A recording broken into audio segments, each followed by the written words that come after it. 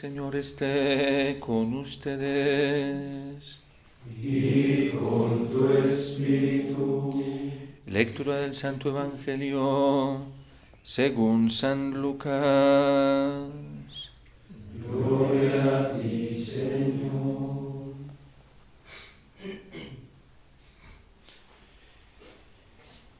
En aquel tiempo Jesús fue a Nazaret, donde se había criado. Entró en la sinagoga, como era su costumbre los sábados, y se puso en pie para hacer la lectura.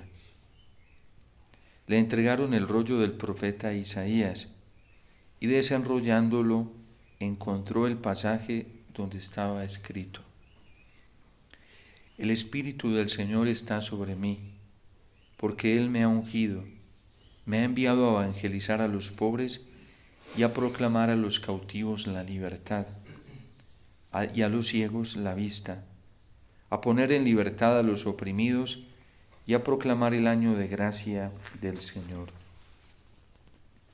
Y enrollando el rollo y devolviéndolo al que lo ayudaba, se sentó. Toda la sinagoga tenía los ojos clavados en él.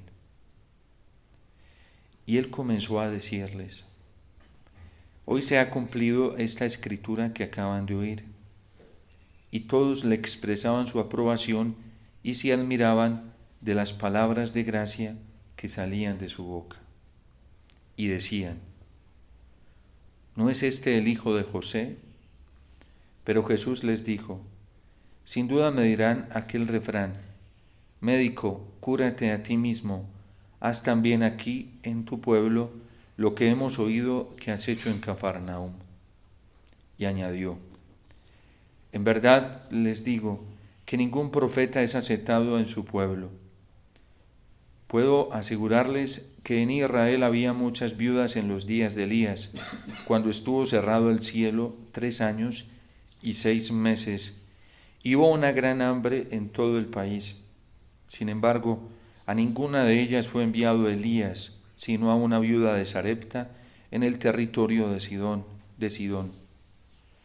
Y muchos leprosos había en Israel en tiempos del profeta Eliseo. Sin embargo, ninguno de ellos fue curado, sino Naamán el sirio. Al oír esto, todos en la sinagoga se pusieron furiosos y levantándose, lo echaron del pueblo y lo llevaron hasta un precipicio del monte sobre el que estaba edificado su pueblo, con intención de despeñarlo. Pero Jesús se abrió paso entre ellos y seguía su camino. Palabra del Señor. Gloria a ti, Señor Jesús.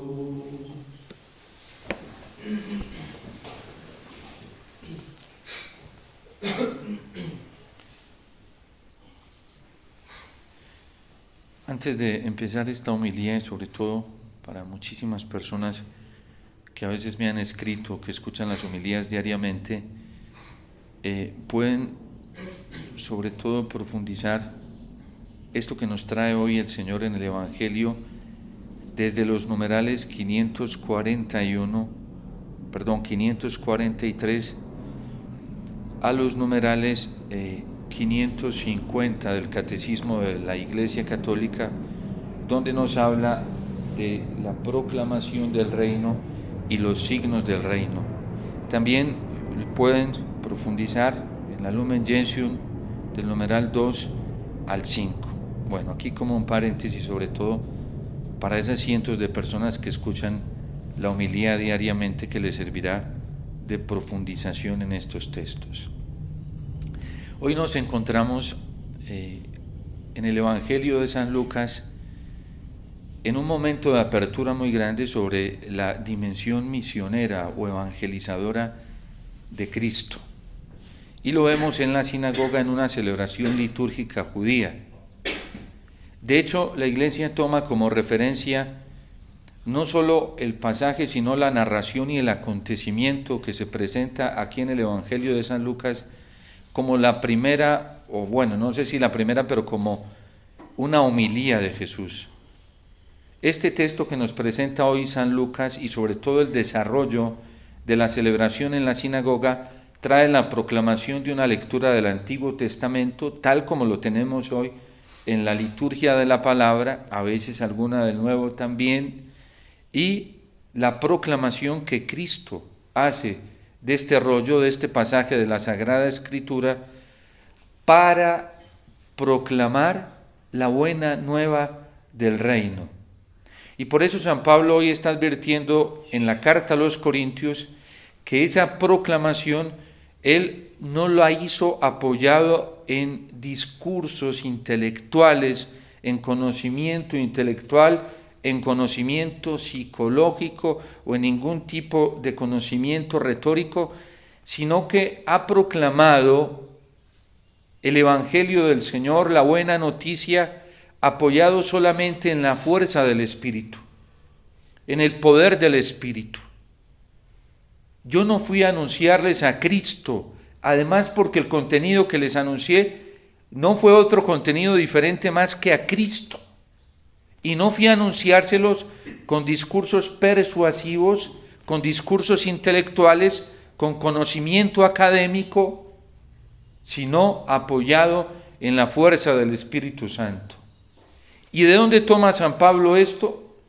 Primero, de lo que él ha experimentado y conocido en su propio corazón, en la experiencia de esa búsqueda continua de Dios, y buscando a Dios camino a Damasco, se encuentra a Dios en Cristo, a quien él siempre había negado, o más bien en quien San Pablo había negado que allí estuviera la presencia verdadera de Dios, y por eso perseguía a los cristianos, porque no estaba de acuerdo en que Cristo verdaderamente tuviera esa naturaleza divina y él fuera la manifestación clara y plena del reino de Dios.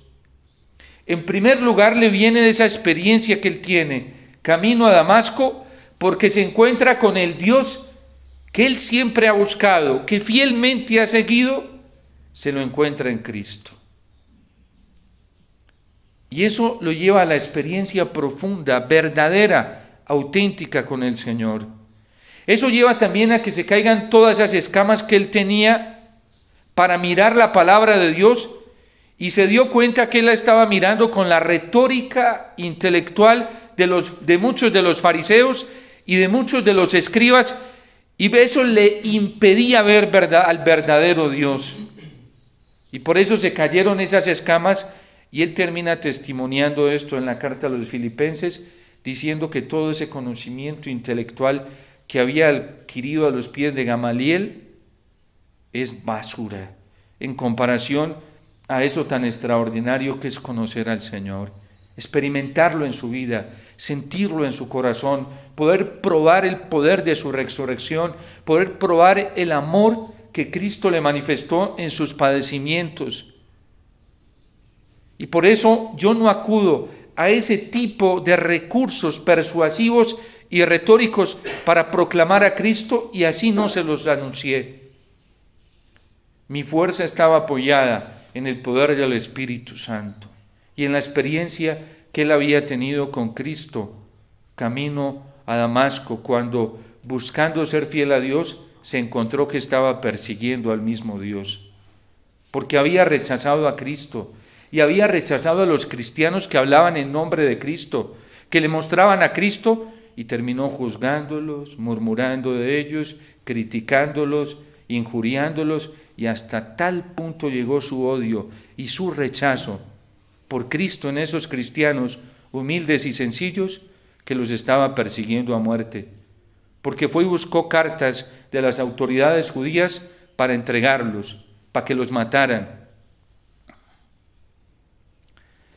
San Pablo, en segundo lugar, tiene conocimiento de Cristo a través de la tradición, porque una vez lo experimenta, él tiene que subir donde los apóstoles para verificar, tiene que ir al magisterio auténtico de la Iglesia, a la tradición viva de la Iglesia, que son los pilares de la Iglesia, y sobre todo en Cefas, el Papa y los demás apóstoles. Y tiene que subir a Jerusalén para verificar Él necesita verificar si lo que él ha experimentado y lo que él ha estado anunciando durante varios años, sí corresponde a la verdad de Dios o no. Y eso se lo verifica el magisterio auténtico de la Iglesia. En nuestro caso, el Catecismo de la Iglesia Católica. En nuestro caso, el Concilio Vaticano II. San Pablo no va a buscar verificación aquí en el que más habla de Cristo o el que más conoce o sabe de teología o le muestra caras bonitas y amables, bondadosas, no. San Pablo es un hombre celoso con la verdad que ha experimentado y se cuida de caer en manos de otros cristianos porque le tocó vivir alrededor de ellos. De hecho, fue tan grande la persecución que él tuvo de mismos cristianos judíos que se habían convertido al cristianismo, que comenzaron a tallarlo y a decirle: tú estás en un error, porque el Cristo que nos anunciaron los apóstoles no es así como el que tú estás predicando. Estás equivocado, Saulo, y vas en contra de la voluntad de Dios, y estás muy contradictorio a la verdadera verdad de la iglesia de Cristo. San Pablo tuvo la persecución de mismos cristianos dentro de la iglesia, y sobre todo aquellos que venían del judaísmo y se habían convertido al cristianismo, porque quisieron someterlo y esclavizarlo a los criterios y a la percepción que ellos tenían de la fe cristiana. Y eso hizo que subiera a Jerusalén, porque él dijo: nadie más me va a confirmar esto que la tradición viva de la iglesia. El Papa Benedicto XVI, en el año paulino, comenzó a sacar unas catequesis sobre San Pablo y habla precisamente de esto, para el que quiera profundizar un poco más de cómo San Pablo es humilde, es pobre, pero esa pobreza lo lleva a ser muy cauteloso y celoso, a no pedirle consejo al primero que se encuentra, o a dejarse llevar por las apariencias y los disfraces y maquillajes de vida cristiana. Va a la fuente, y va a la tradición, y va a los apóstoles, y allí Cefas les tiende la mano, diciéndole que el mensaje que él ha estado predicando y que él ha estado anunciando está de acuerdo con el que ellos ya conocen y han recibido por testimonio ocular, y ellos han visto y que Cristo les entregó y que sí es el mismo Cristo. E incluso lo envían y lo mandan con Bernabé para que siga proclamando con toda la autoridad que la iglesia le da para predicar el evangelio. San Pablo es un hombre obediente a la iglesia, obediente a la tradición viva de la iglesia, obediente al magisterio de la iglesia. Y en eso se apoya su predicación, porque en la iglesia está el poder, la unción del Espíritu Santo. Para San Pablo, esto de Lucas es muy obvio, porque en Cristo está la unción del Espíritu Santo. Y hoy se cumplen estas palabras aquí en esta hora, en este momento, porque me ha ungido para proclamar la buena nueva a los pobres, para proclamar el año de gracia, dar la libertad a los cautivos, para devolver la vista a los ciegos, para liberar a los presos. Para eso me ha ungido el Señor. ¿Y por qué lo ha ungido? Porque Cristo ha sido fiel a su palabra. Porque Cristo no se dejó llevar por las apariencias de piedad, de fe que habían en el momento. No se dejó llevar por los maquillajes y por las estadísticas cuantitativas de gente conversa al judaísmo y de gente que practicaba religiosamente el judaísmo. Cristo no se dejó deslumbrar. Por eso Pablo no se deja deslumbrar tan fácilmente. La cantidad de prosélitos que tenían los judíos cuando Cristo comenzó su misión era abundante.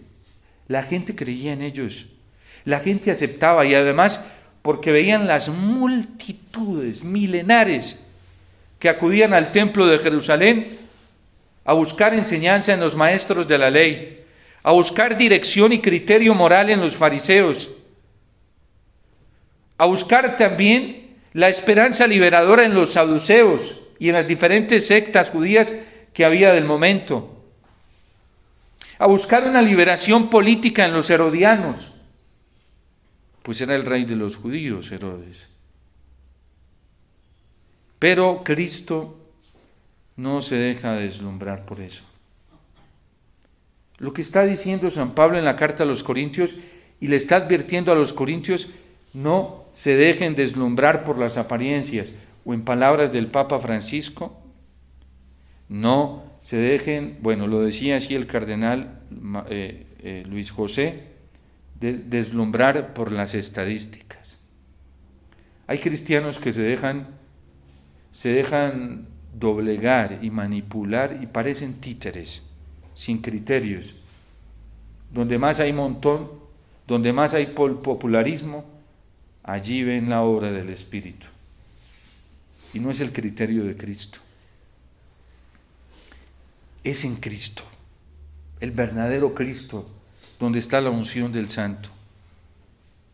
Y entonces el Espíritu está sobre mí y me ha ungido para proclamar, me ha ungido y me ha enviado a evangelizar a los pobres. ¿Quiénes son estos pobres? El catecismo en los numerales que cité al principio dice quién son esos pobres. En primer lugar, la proclamación del reino va destinada a los judíos y por eso predica en la sinagoga. Y en la sinagoga comienza a hacer su homilía y a decir cómo se entiende esta palabra del Señor verdaderamente. Porque toda la sabiduría que Cristo tiene le viene de esta misma palabra. Y por eso el Salmo lo dice, es que yo amo tu ley, todo el día la estoy meditando porque ella es la que me hace sabio y me hace sabio ante mis enemigos. Lo que Cristo hace en la sinagoga es una osadía, que solamente lo puede hacer alguien que tiene el corazón lleno del amor de Dios. Porque vamos a ver cómo se termina el desenlace de esta primera homilía que Cristo realiza, o de esta homilía, si no es la primera, en la sinagoga. Todos tenían los ojos fijos en él y lo escuchaban porque este hombre hablaba con autoridad y una sabiduría que la gente se cuestionaba de dónde le había salido tal sabiduría. Es que meditaba la palabra del Señor día y noche. Es que no se fiaba. Cristo no se fiaba de las apariencias, jamás. Se lo dicen en el Evangelio de San Juan, sabemos que tú no te dejas llevar por las apariencias. Y por eso creemos que vienes de Dios. Cristo no se deja engañar por las apariencias visuales. Es que Él corrobora todo en relación con la palabra de Dios. Y Él sabe muy bien quién está en el camino correcto y quién no. Porque la palabra de Dios así lo dice claramente. Y es muy fácil. Va a los judíos y los judíos hoy terminan rechazándolo. Porque es muy osado. Jesús les habla de frente. Y les dice, ¿saben por qué están así? En tiempos de Elías habían muchas viudas. Y era una prioridad de la fe judía y la práctica judía. Las viudas. Y no a ellas fue enviado Elías, ni siquiera las de Israel. Porque la pobreza no la da. El verdadero pobre no es el que vive en la miseria material. Hay gente que carece de todo materialmente, pero están ricos de soberbia. No pueden con la soberbia. Yo tengo un amigo, sacerdote, que anda con sus habiticos rotos, descalzo. Y entonces, un día yo, admirándolo, le decía, Fray, para usted es muy fácil más fácil llegar a la pobreza de espíritu, porque usted no recibe plata, no anda con plata, vive en el Evangelio literalmente como lo dice el Señor, sin sandalias, sin alforja, y vive así, desprovisto de todo, y la forma en que vive. Y me dice, Padre, eso es un arma de doble filo, porque una pobreza material me puede llevar a mí a una soberbia espiritual. Un día yo le pregunté admirado a un sacerdote que conozco, que ese hombre yo no sé cómo hace. pero se la pasa 6 y 7 horas en el Santísimo. Y es la persona más apostólica que yo he conocido de todos los sacerdotes. Ese hombre predica en todo el mundo. En todo el mundo. Tiene su agenda repleta durante 2, 3 años, repleta. Y puede predicar 4 retiros en un mes por el mundo. Y hace 6, 7 horas, yo no sé cómo hacen, 6, 7 horas de adoración eucarística. Yo sí sé, claro, porque es una fuerza natural. Y un día le dije, Padre, ¿usted cómo hace para saber que el demonio no lo está engañando para llevarlo a hacer tantas horas de adoración eucarística? Me dio, no fue curiosidad, sino quería saber el criterio. Me dijo 2 cosas muy sencillas, hermanito, mira. Porque tú no criticas a los demás porque no hacen lo mismo que tú haces. Y porque en el día estás mejor que si hubieras dormido 8 o 10 horas. No está atentando contra la salud, ni está cayendo en soberbia y vanidad espiritual. Porque eso es un peligro. Las prácticas externas, cuando no se viven empujadas por el Espíritu Santo, un predicador que arrastre gente, pero que no lo haga en la voluntad de Dios, ¡ay, Dios mío! Puede tener todo el mundo detrás de él, diciéndole con la cabecita así, pero no es voluntad de Dios. ¿Para qué le sirvió eso? Para su perdición. Señor, predicamos, hicimos milagros, no los conozco. Porque no estaban. El pobre de espíritu es el que se deja mover solo por la voluntad de Dios. Su única riqueza son los mandatos del Señor, lo que Él quiera.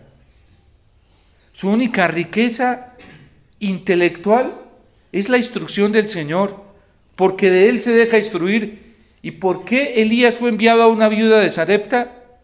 Porque de tantas viudas que había en Israel, solo la de Sarepta escuchaba la palabra del Señor.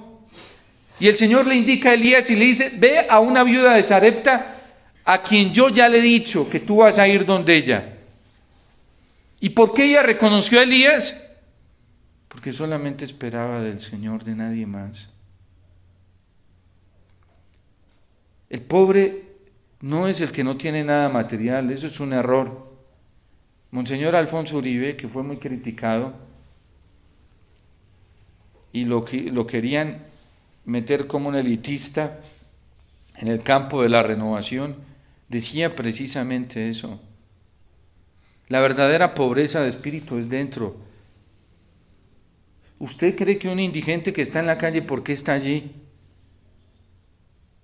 No porque no tenga posibilidades de salir de allí, no porque no tenga posibilidades de dejar la adicción, no porque no tenga posibilidades de vivir debajo de un techo, porque de hecho hay gente, muchísima gente que trabaja en pos de ellos para llevarles el alimento y sacarlos de allí.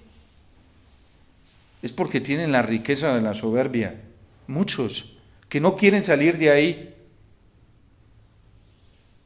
Por eso cuando San Pablo le escribe a Timoteo acerca de las viudas, le dice, tu prioridad debe ser las viudas, pero estas y estas, cuidado, porque no todas son verdaderas viudas. ¿Cómo es de dañina el maquillaje de humildad? Pintarse de humildad es lo más fácil que hay.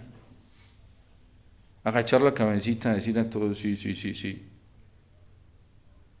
Dar apariencia de sumisión y de una actitud servilista como los esclavos, yo obedezco todo, sí. Pero por amor o por miedo, por la libertad del espíritu o para quedar bien.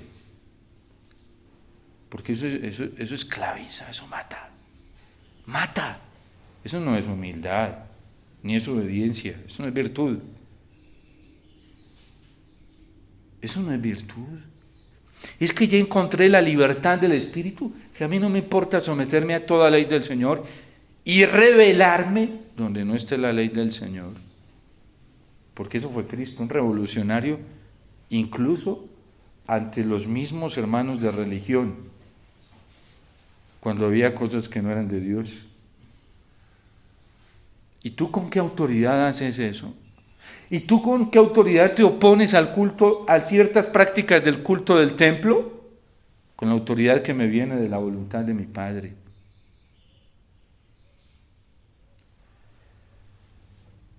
Hay gente que está rica de conocimiento, rica intelectualmente de teorías espirituales, teorías pastorales, teorías morales, teorías dogmáticas. Rica, pero pobre del Señor, pobre de la sabiduría del Señor. No tiene nada de la sabiduría del Señor. Y basados en esa riqueza, ¿para dónde van? Para la perdición. Y todos los que se dejan guiar por esa riqueza, ¿para dónde van? Para la perdición. Pobres. Y por eso les clarifica, había muchas viudas, pero no a todas fue enviado el profeta Elías.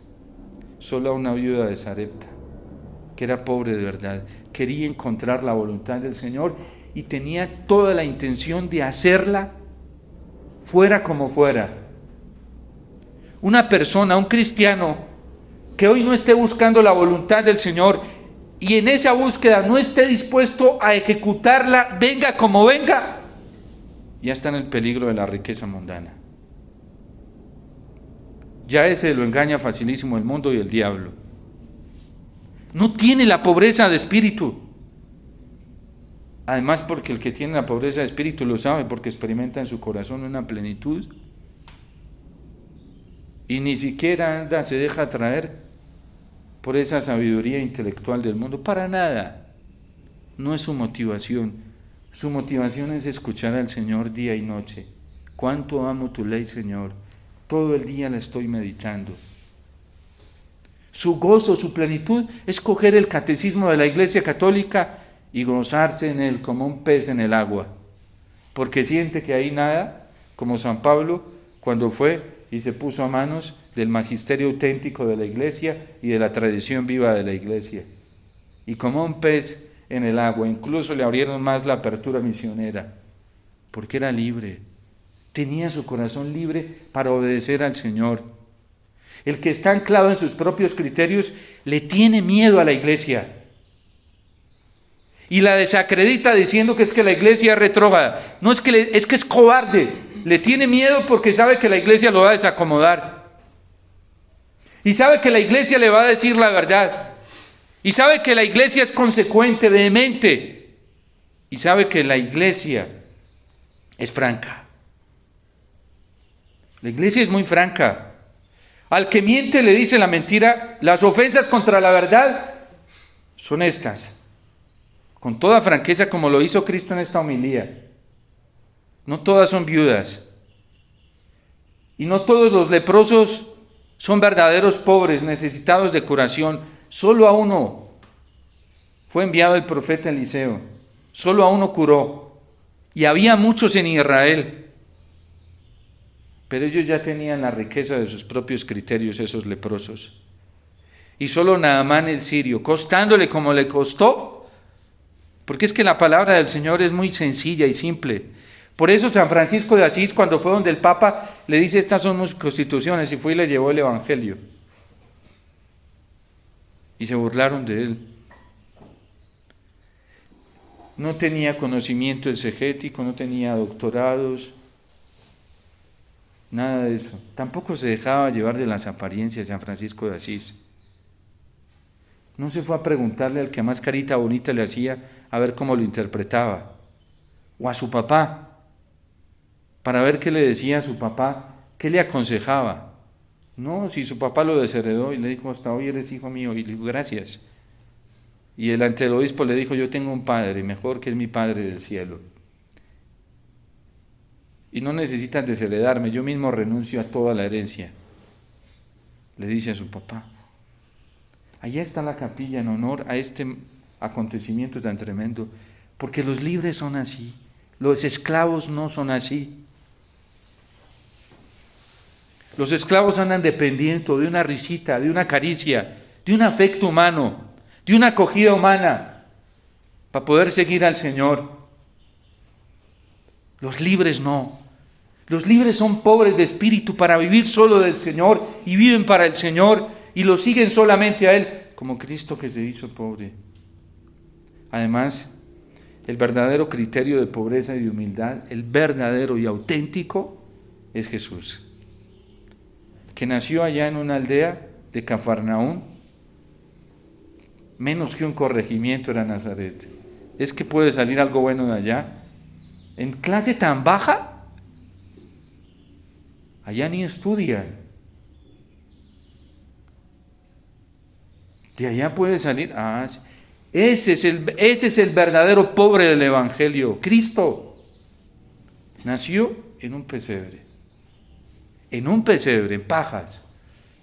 No en medio de 5 o 6 especialistas o 10, sí, que habían también los especialistas en parto del momento. Entre una mula y un buey, dice la tradición. Ese es el verdadero pobre. Ese es el verdadero humilde. Y fue humilde en la verdad, tan valiente que no omitió hablar con la franqueza de la verdad. Aquí era su primera presentación como predicador. Pero venga, sea prudente. No se la vaya a tirar con la gente porque no lo van a seguir. Pues se les levantó la cólera y la rabia y lo iban a matar. Y él con toda serenidad y paz, con toda tranquilidad pasó por en medio de ellos. Porque es libre. Tenemos que ser libres. A nosotros no nos puede detener nada para amar al Señor y ser del Señor. Nadie, ningún criterio humano. Seríamos esclavos. Solo lo que piense el Señor. Amo tu ley, Señor. Todo el día la estoy meditando. Tu mandato me hace más sabio que mis enemigos. Siempre me acompaña. Soy más docto que todos mis maestros porque medito tus preceptos.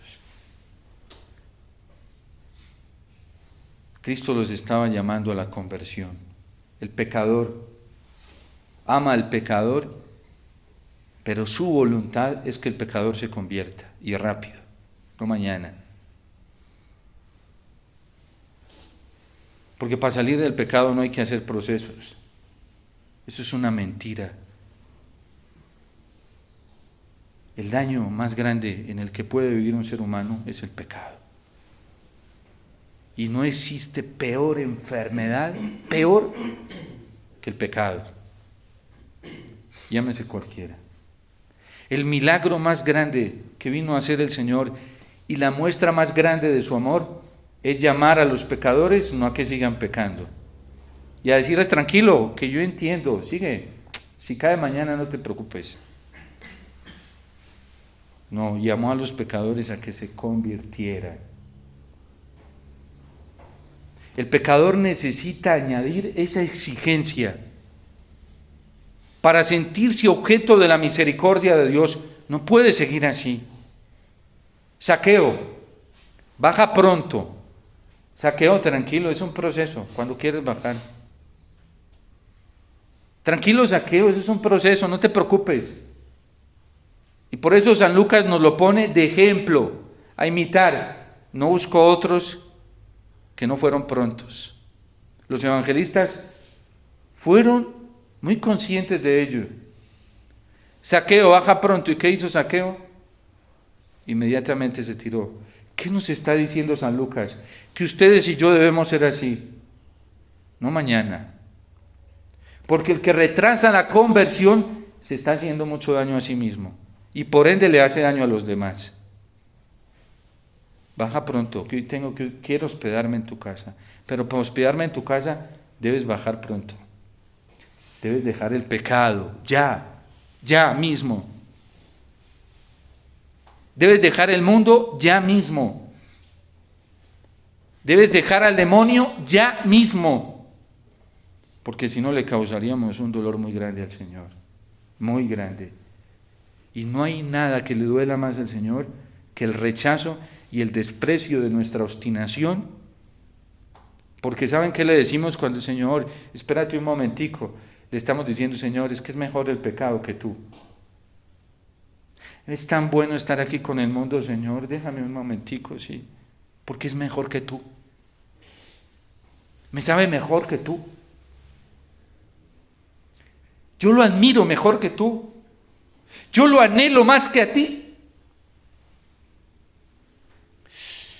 Qué realidad tan dura.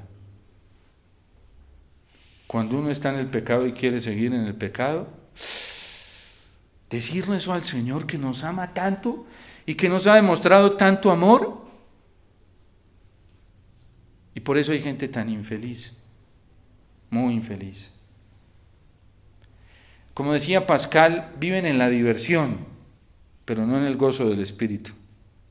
¿Y saben cómo se conoce una de otra? Pascal, siendo protestante, lo decía, filósofo.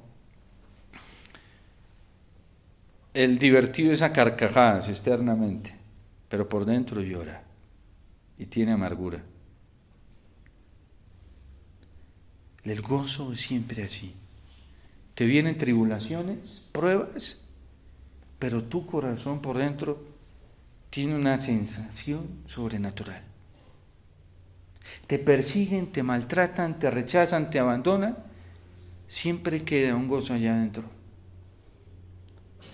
Porque vuelves a la palabra del Señor y ya, no necesitas de la acogida de nadie.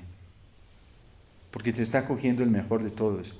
El Señor, cada que te acoges a la palabra del Señor, el Señor te dice allá adentro, no te preocupes, no temas. Aunque tu padre y tu madre te abandonen, yo nunca te abandonaré. No te preocupes, no temas, que aunque te vengan todas las tribulaciones, yo estoy contigo para defenderte. No te preocupes, no temas, que aunque te rodeen como avispas, yo te defenderé. Salmo 117. Dad gracias al Señor porque es eterna su misericordia. Mejor es refugiarse en el Señor que confiar en los magnates. Me rodeaban como avispas, pero en el nombre del Señor lo rechacé. Me rodeaban cerrando el cerco y en el nombre del Señor lo rechacé. El Señor estaba allí para ayudarme. Eso solamente lo puede decir quien vive en el gozo del Espíritu. Lo único que le satisface y le planifica es la ley del Señor. El que se hace dependiente de los afectos humanos se vuelve esclavo de ellos. Y eso es lo peor que nos puede pasar, ser esclavos del mundo y no esclavos de Cristo. Porque los esclavos de Cristo viven plenos. Y entonces vienen y les dicen, los rodean como avispas y los vamos a matar. Hágalo rapidito, que me hace un favor. Y gracias. Gracias por este regalo tan grande.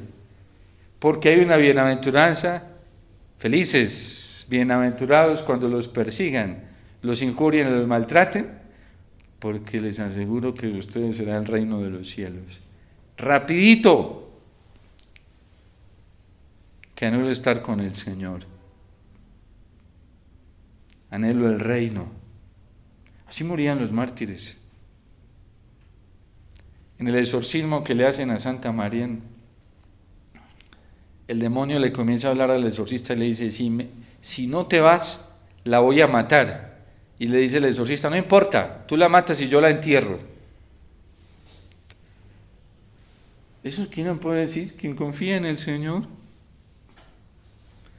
Y el diablo te dice, te voy a acribillar, te voy a quitar todo. Ay, gracias. Rapidito. Te voy a enloquecer. Mejor, qué bueno. Porque sería por Cristo. Y me llevaría a la bienaventuranza. Te voy a dejar solo. Más rápido. Por favor, que me haces un favor grandísimo. Para quedarme con mi gran riqueza que es Cristo. Te voy a hacer la vida imposible. ¡Qué bueno! Porque Jesús me dice, bienaventurados los sufridos, porque de ellos es el reino de los cielos. Voy a poner a todo el mundo en contra tuya. Qué bueno, maravilloso. Porque el Señor dice, bienaventurados cuando los injurien y padezcan toda clase de tribulación por mi causa, porque ustedes es el reino de los cielos. Pero solo es solo, no importa, porque Cristo también se quedó solo y resucitó al tercer día. Hoy por eso Cristo se pasó por en medio de ellos. ¿Y nosotros? ¿A quién le vamos a apostar? ¿Para quién vamos a vivir?